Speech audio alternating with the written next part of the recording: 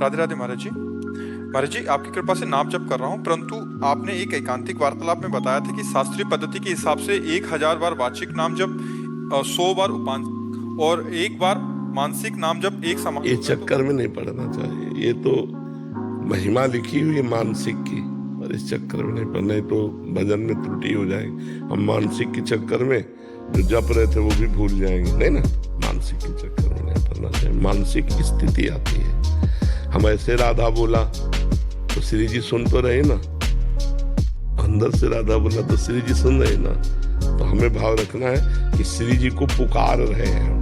हम फल फूल के लिए नहीं जप रहे, हम राधा राधा श्री जी को पुकार रहे हैं। कभी तो सुनेंगी, जब हमारी सुन लेंगी तो बात बन जाएगी, ठीक है ना। मानसिक के चक्कर में क्या होता है, नए साधक का मानसिक हो नहीं पाता और उपांश और वाचिक में श्रद्धा नहीं रह जाती। भैया एक बार राधा मानसिक बोले तो वाचिक में 1000 बोले तो महाराज ऐसे ही आता मन। नहीं, हम पहले पकड़ लिया, इसीलिए कहा कि उस चक्कर में मत पड़ो। ये अपने लिए ठीक नहीं, अपनी हानि हो जाएगी, ठीक है। यज्ञेंद्र नामदेव जी, छतरपुर से। महाराज जी राधे राधे। महाराज जी, आपने कहा है कि नाम जप से कई जन्मों के शुभ अशुभ कर्मों के फलों का नाश होता है, फिर ये भी कहा है कि प्रारब्ध को अवश्य में भोक्तव्यम। ये दोनों बातें अब इसमें देखो भाई, प्रारब्ध किसे कहते हैं जान जाओगे तो प्रश्न का समाधान हो जाएगा। जो हमारे बहुत जन्मों के कर्म जमा है उनका नाम है संचित कर्म। उनमें से जो निकाल लिया गया, जैसे हमारे गोदाम में गेहूं जमा है, उसमें से 5 किलो निकाल लिए और पिसा लिए और रसोई में ले आए, ये है प्रारब्ध। और वो जो जमा है वो है संचित। अब जो कर रहे हैं उसे क्रियमाण कर रहे हैं। तो शरीर रचने के समय जो कर्म शुभ अशुभ से इसका हिसाब हो गया कि ये 5 वर्ष में ठोकर लगेगी, इतने में ये होगा, इतने में, पूरा पहले से निश्चित हो चुका है। दुख और सुख 2 बातें, तो अब वो नहीं मिटाई जा सकती। पीछे जो गोदाम उसमें आग लगा दिया, आगे जो फसल इसमें आग लगा दी ज्ञान के द्वारा। लेकिन जो शरीर बन के आया कि 35 वर्ष में किडनी फेल हो जाएगी। ये दूध कहाँ से आता है? चुनिंदा सप्लायर से। और हर किंडर जॉय में होता है गाय के दूध से बना हुआ 19.5% मिल्क सॉलिड्स। बहुत ध्यान से बनी प्यारी सी ट्रीट। और जानिए kinder.com पर। तो फेल हो गई।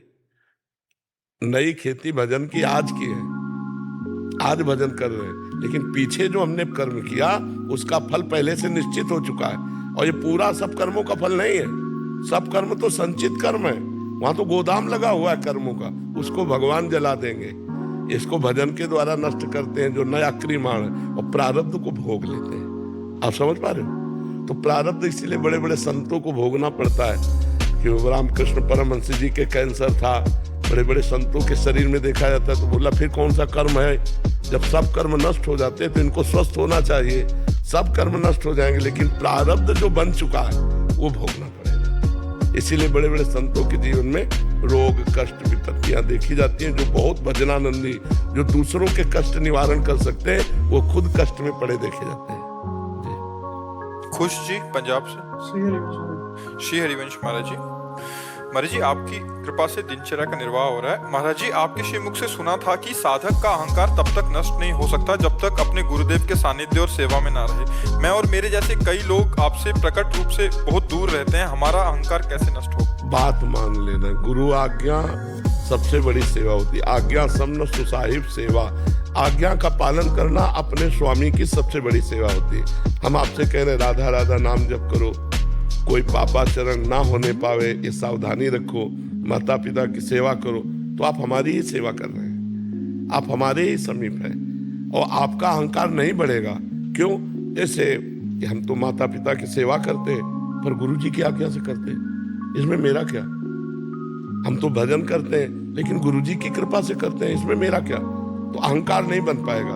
गुरु कृपा है, इसलिए अहंकार आप पर शासन नहीं कर सकता। तो हमें लगता है कि गुरु के समीप रहना ही गुरु की समीपता नहीं है। गुरु की आज्ञा का पालन करना ही गुरु की समीपता है। सही माने में समीप रहना कोई खास बात नहीं है। समझ रहे ना? तो जो भी जुड़े हैं वो सच्चाई से जुड़े, आचरण अच्छे रखें, और हर बात में सोचें कि भगवत कृपा, श्री जी की कृपा, गुरु जी की कृपा, तो वो जहां है वहीं उनको गुरु सानिध्य का अनुभव होगा, गुरु कृपा का अनुभव होगा। अहंकार तब आता है जब हम कर्ता बनते हैं कि हमने 10 साल से फलाहार रखा है, अन्न